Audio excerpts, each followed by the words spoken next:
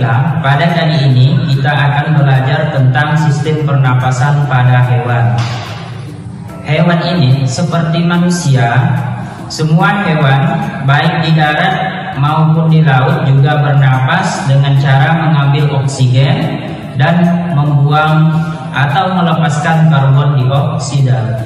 Namun, sistem pernapasan pada hewan berbeda dari manusia. Bahkan, sistem pernapasan pada hewan pun berbeda-beda sesuai dengan jenis dan tempat hidupnya masing-masing. Hewan dikelompokkan menjadi 7 jenis, yaitu yang pertama cacing, yang kedua serangga, yang ketiga ikan, yang keempat amfibi, yang kelima reptil, yang keenam burung, dan yang ketujuh mamalia. Nah, marilah kita bahas satu persatu tentang alat dan sistem pernapasan hewan sesuai dengan jenisnya masing-masing.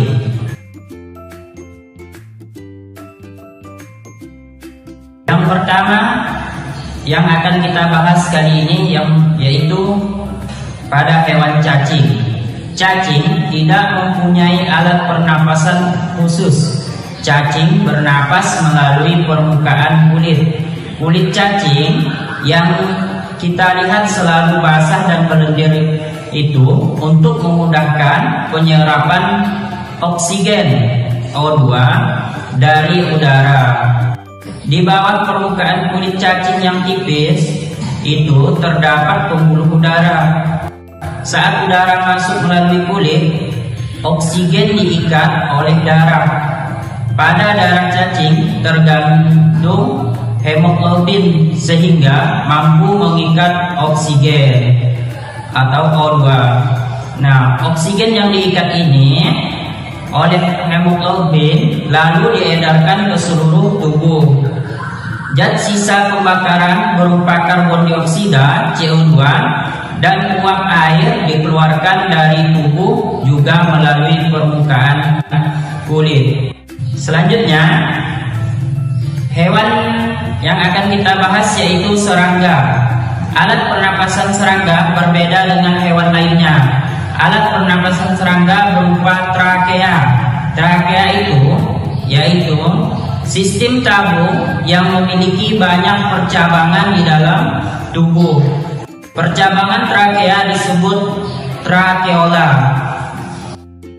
Trakea mengedarkan oksigen O2 langsung ke semua sel tubuh dan organ serta menyerap karbon dioksida CO2 dari semua sel tubuh untuk dibuang.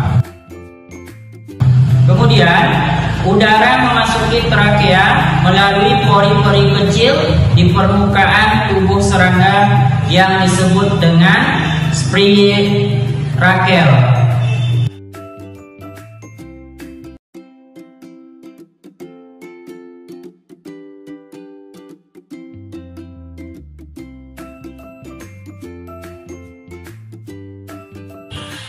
Setelah kita membahas pernapasan serangga, selanjutnya kita akan membahas hewan yang hidup di air.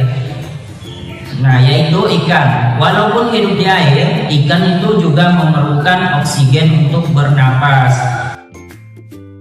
Ikan bernapas dengan organ khusus mirip saringan yang biasa kita sebut dengan insang. Insang berbentuk lembaran tipis berwarna merah muda dan selalu lembab. Insang terdapat tepat di belakang rongga mulut pada kedua sisi ikan. Biasanya insang dilindungi oleh selaput atau rangka yang disebut tutup insang atau kita sebut dengan istilah operculum. Kemudian di balik tutup insang ini terdapat 4 deret insang yang saling tumpang tindih. Pada insang ini terdapat pembuluh darah. Pembuluh darah ini dapat menyerap oksigen atau O2 yang terkandung di dalam air. dan melepaskan karbon dioksida CO2 dari darah. Insang juga berfungsi sebagai alat pengeluaran garam-garam dan sebagai penyaring makanan.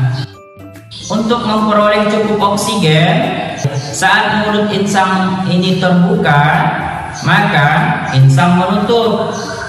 Saat itulah air terisap masuk. Kedua rongga mulut menyempit lalu menutup. Nah, secara bersamaan tutup insang terbuka. Saat itulah oksigen atau O2 dari dalam air terserap dan karbon dioksida CO2 dikeluarkan dari mulut ikan. Demikianlah proses pernapasan pada ikan. Selanjutnya kita akan membahas pernapasan pada hewan amfibi. Hewan amfibi ini yaitu hewan yang bisa hidup di darat maupun di air. Salah satunya adalah katak. Nah, katak ini memiliki dua sistem pernapasan. Saat masih berupa kecebong, katak hidup di dalam air dan bernapas menggunakan insang. Insang kecebong terletak di luar tubuhnya dan terdiri atas lembaran-lembaran kulit halus mengandung kapiler darah. Nah, setelah berumur 9 hari, kecebong bernapas menggunakan insang dalam. Insang dalam kecebong ini menyusut seiring mulai berfungsinya paru-paru dan katak muda pun tumbuh menjadi katak dewasa. Katak dewasa tidak lagi bernapas menggunakan insang, tetapi sudah menggunakan paru-paru dan permukaan kulit. Di dalam paru-paru terdapat banyak gelembung udara yang sangat kecil, berselaput dan penuh dengan kapiler darah. Di dalam gelembung udara, oksigen diserap dan karbon dioksida dikeluarkan, seperti pernapasan pada umumnya. Selain dengan paru-paru, katak juga bernapas melalui kulit.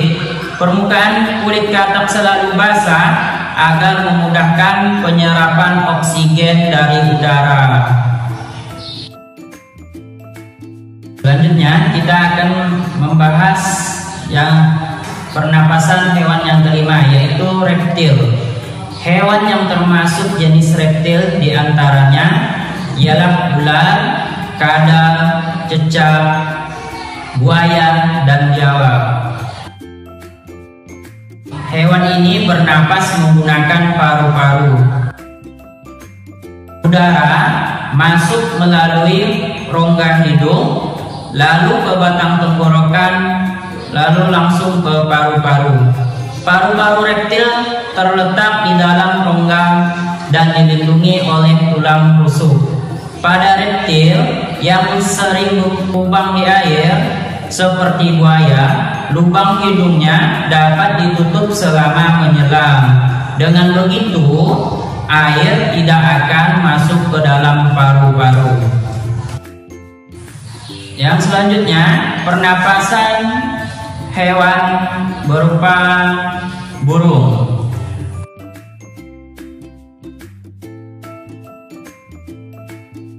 Burung bernapas dengan sepasang paru-paru. Paru-paru burung terletak juga di dalam rongga dada. Udara yang mengandung oksigen masuk melalui lubang hidung pada pangkal paru sebelah atas. Selanjutnya, udara masuk ke pembuluh udara yang kita sebut trakea. Nah, dari trakea, udara sebagian masuk ke paru-paru dan sebagian lagi ke kantong udara. Burung menghirup udara sebanyak-banyaknya saat tidak terbang. Udara yang dihirup itu kemudian disimpan dalam kantong udara. Sebaliknya, saat terbang, burung tidak menghirup udara, melainkan burung itu mengambil cadangan oksigen dari kantong udara. Kantong udara juga membantu burung saat terbang. Itu berfungsi untuk mencegah hilangnya panas tubuh yang terlalu besar dan juga untuk memperkeras suara.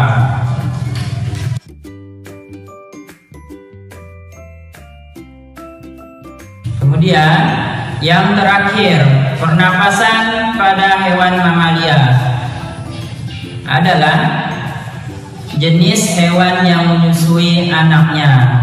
Ada dua jenis mamalia, yaitu mamalia yang dapat hidup di darat dan juga mamalia yang dapat hidup di air. Mamalia darat misalnya itu kambing, sapi, kerbau, dan kuda. Mamalia air misalnya itu paus, duyung, dan lumba-lumba. Mamalia darat bernapas menggunakan paru-paru. Alat pernapasan mamalia darat terdiri atas hidung, pangkal tenggorok, batang tenggorok, dan paru-paru.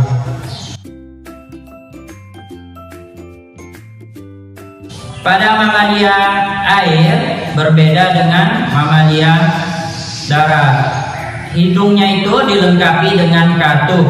Saat mamalia tersebut menyelam, katup akan menutup untuk mencegah masuknya air. Sebaliknya, saat mamalia tersebut muncul ke permukaan air, katup akan terbuka. Saat itulah mamalia air tersebut akan menghirup oksigen atau uap serta mengeluarkan karbon dioksida dan uap air.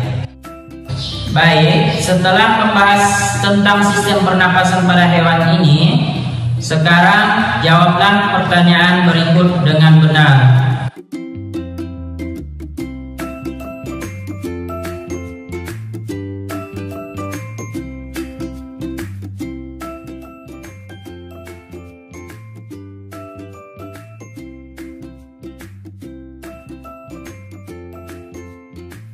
Demikianlah pembahasan kita kali ini, yaitu tentang pernapasan pada hewan-hewan.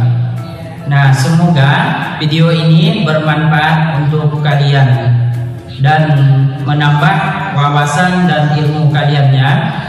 Nah, saya ucapkan terima kasih dan assalamualaikum warahmatullahi wabarakatuh.